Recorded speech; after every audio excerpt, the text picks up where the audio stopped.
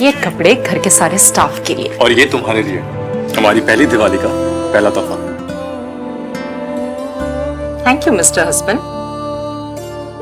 अनिरुद्ध। आशी। अरे अर्शी नौकरों के लिए कपड़े लाई है। सुनो, ये कपड़े उठा लो बांटने के लिए। ए लड़की, दिवाली में यही पहनना।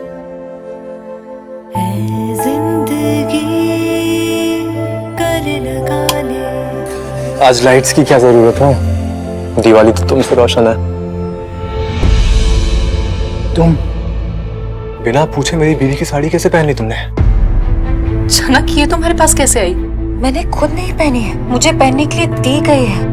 वैसे भी जो मेरा नहीं, उसे मुझे छीनने का कोई शौक नहीं। झनक जिस सिंदूर की है कर्जदार, आखिर कब बनेगी उसकी हकदार। झनक कल से रात 10:30 बजे स्टार प्लस पर।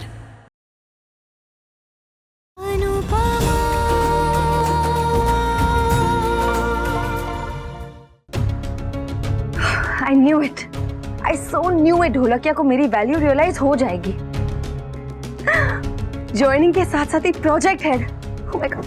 Thank you so much, God. I'm so happy.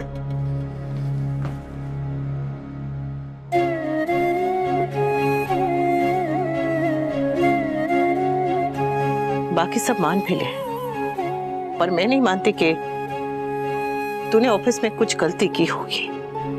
क्या तुझे काम से निकाला गया होगा? माँ से मन नहीं छुपता बेटा। ढोलकिया ने कुछ किया क्या?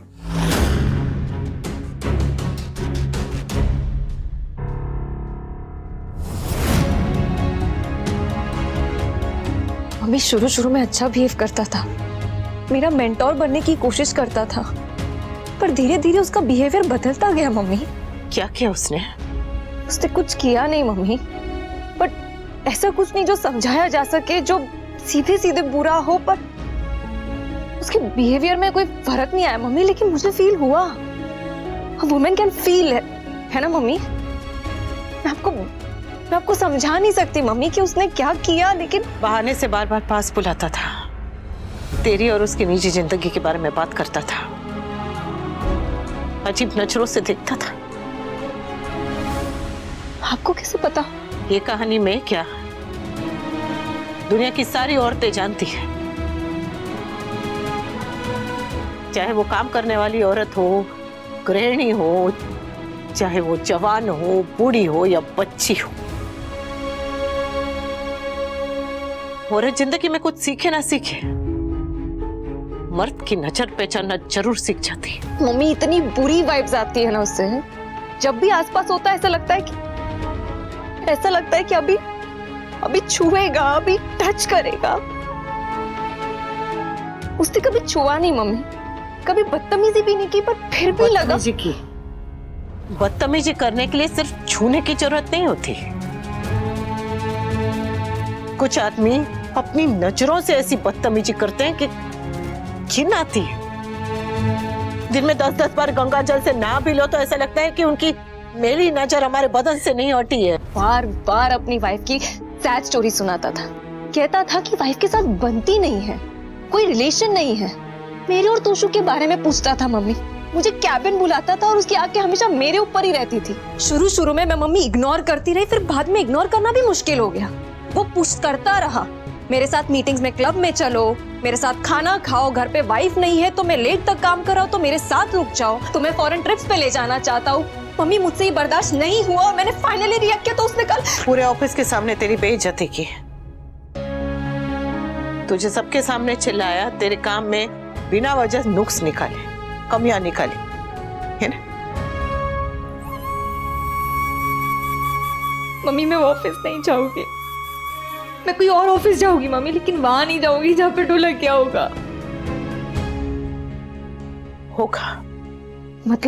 मतलब दुनिया के हर ऑफिस में, दुकान में, बाजार में, गली में, सड़क में, बस में, ट्रेन में कोई ना कोई ढोलकिया तो होगा ही।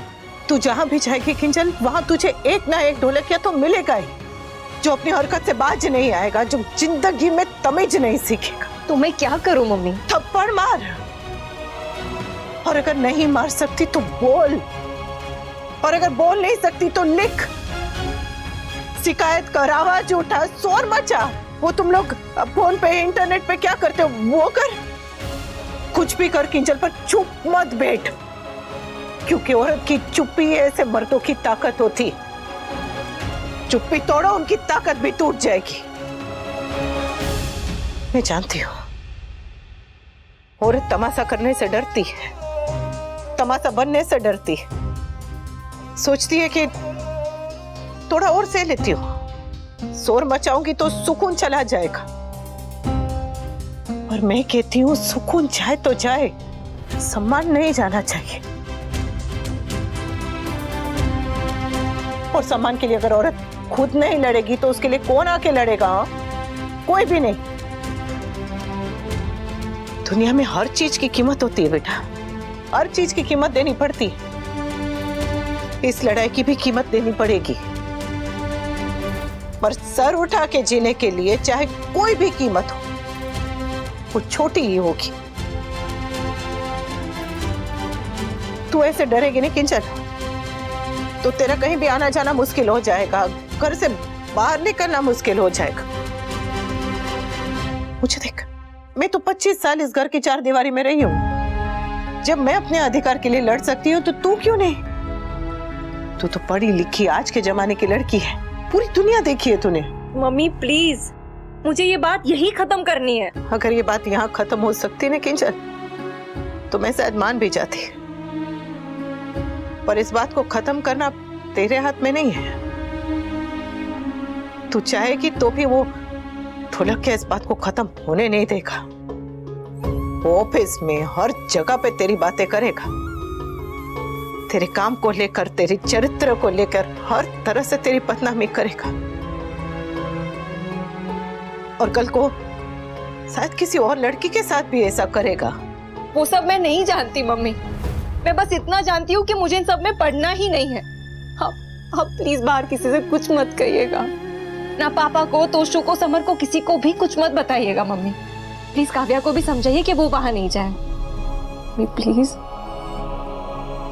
मैं समझ सकती हूँ कि तेरे मन पे क्या बीत रही है।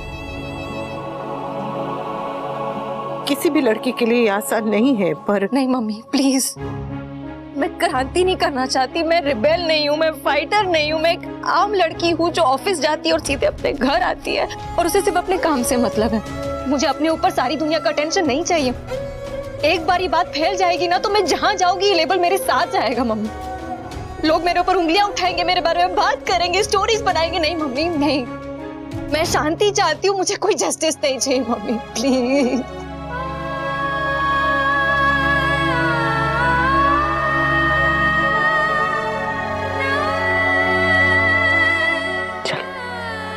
अब शांत हो जा, बस बस थोड़ी देर सो जा। चल बेटा। मम्मी आप एकेडमी जाइए, आपको लोन का भी काम करना है ना। हम ओके। और प्लीज बाहर किसी से कुछ मत कहिएगा। तू ये सब चिंता छोड़, चल अब आँख बंद कर, सो जा थोड़ी देर। तेरा दुख भी समझती हूँ और डर भी, पर डर उसे होता है जिसके पास माँ ना हो।